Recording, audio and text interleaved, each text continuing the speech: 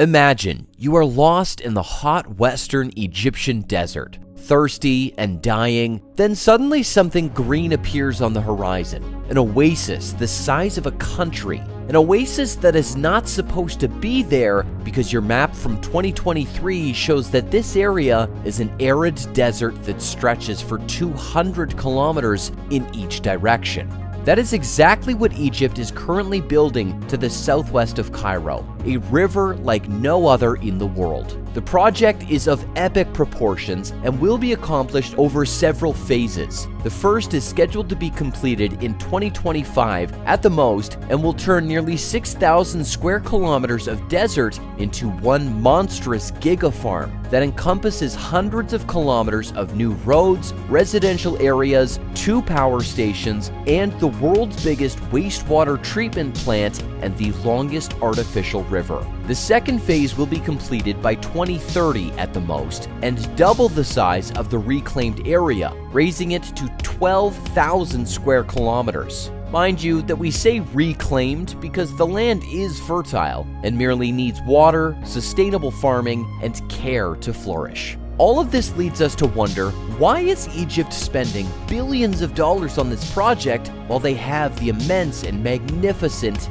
Nile River? And how are they already achieving this impressive mega project in 3 years instead of 10? Egypt has a problem. A very serious and deadly problem. It simply does not possess enough water to sustain its exploding population that will hit 115 million people in 2024, nor can it keep 16% of its fertile land green. In fact, over the past few years, it has been forced to enforce water rationing and even haul water by trucks to many remote towns and villages. According to the United Nations, Egypt has one of the worst water deficits in Africa and could run out of usable water by 2025. One of the factors that is magnifying this problem is Ethiopia, which built near its border with Sudan the Renaissance Dam, which is choking the Blue Nile River and reducing the flow to Sudan and, to a much greater extent, Egypt. Ethiopia did not build the dam because of water shortages, but because they needed to generate electricity. This massive dam is such a serious threat to Egypt's water security, it almost triggered a war between the two countries. Even the dam's location, right on the border, is a serious threat to Sudan and Egypt because if it collapsed, it would cause havoc in these two countries, while Ethiopia would experience very little to no damage. In fact, one of the reasons Egypt is constructing the new Delta project is to mitigate any possible catastrophes if the Renaissance Dam collapsed, because the project is connected to the Nile River via gates and tunnels that would absorb any sudden severe rise in the Nile River levels before it reaches the northern parts of the country where most Egyptians live, in places like the Greater Cairo area, which has a population of 22.2 million people. Egypt is also suffering from climate change and increased desertification. Even though as much as 20% of the country is farmable, merely 5% is used due to the lack of water and high stress on water resources. Today, the country is the world's biggest importer of wheat, the second largest importer of yellow corn, and the 5th largest importer of cooking oil. It also imports 100% of its needs of lentils, 80% of beans, and 32% of sugar. These figures spell catastrophe because, in reality, Egypt should be exporting all of these commodities. Egypt's agricultural sector is also very important since it contributes to the country's gross domestic product by 14%, representing 28% of job opportunities and 55% of employment in the countryside. Millions of Egyptian families that account for nearly 40 million people rely on agriculture, livestock farming, and foodstuff industries as their source of income. This makes the New Delta project indescribably important, as it will enable 5 million families to maintain a reliable and secure source of income. More than 20,000 new graduates are also expected to work full-time in maintaining the project's related facilities, such as power stations, water infrastructure, wastewater treatment plants, and other project-related engineering and administrative jobs. Contrary to what many think, the New Delta project does not aim to use the Nile River water for irrigation. They are thinking ahead and relying on recycling residential, commercial, and agricultural wastewater in a new under-construction facility called the Al Hammam Water Treatment Plant, which is bound to supply as much as 7.5 million cubic meters of water for the project per day, with the rest of the needed water coming from two other wastewater treatment plants in 6th of October City near Giza, in addition to underground reservoirs. Seawater desalination plants will not be built for the project due to the high cost.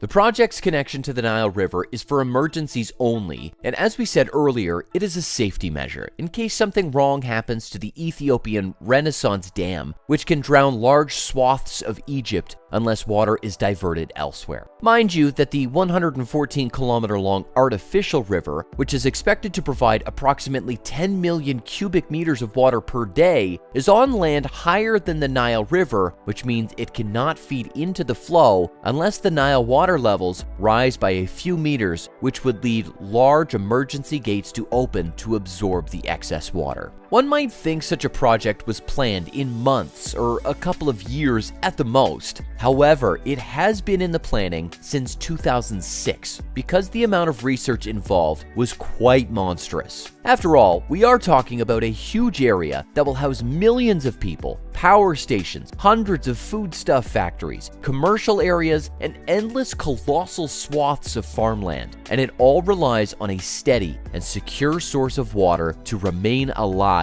in a region where water is extremely scarce. As far as we can tell, the project seems to be well on its way to completion, on time and budget. The project is located in the Deba Axis area, which was pretty much a mere desert before the project began, with only one main highway running parallel to it. Luckily, this highway leads to the airport of Alexandria in the north and Cairo's International Airport. One of the most exciting areas of the project is the 114 kilometers long artificial river, dubbed the longest in the world, that is on average about 70 meters or more wide. In reality, this river is 170 kilometers long, since it will be connected to a new canal from the old Dalat, which feeds the Al Hammam wastewater plant that in turn will feed the new artificial river with fresh water. This amazing artificial river, which is also called Al Hammam River, consists of 148 kilometers of open canals made from concrete, 22 kilometers of underground pipelines with a diameter of up to 3 meters, 15 lift stations because some areas are higher than others, 39 bridges for cars and pedestrians over the main river and open diversions, and artificial ground-level reservoirs. As for the Al Hammam multi-purpose wastewater plant, it is the largest triple treatment plant for agricultural wastewater in the world. It consists of 3 treatment units, each of which produces 2.5 million cubic meters of treated water per day. The underground reservoirs, which will also contribute to the project, are of epic proportions. They have discovered a sea of underground water under the western desert of Egypt. This colossal underground reservoir is more than 2,000 meters deep,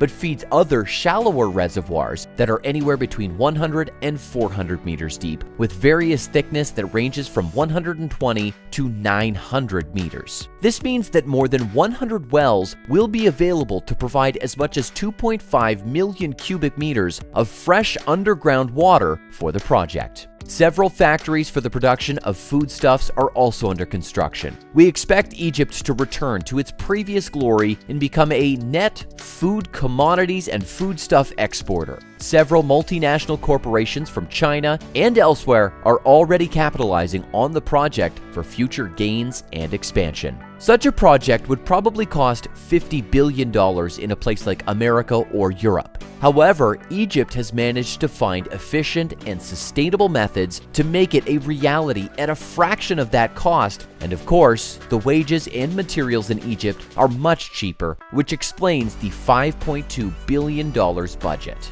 Thank you for watching, and please do like, share, subscribe, drop us a line in the comments section, and don't forget to hit the bell icon. See you in the next video.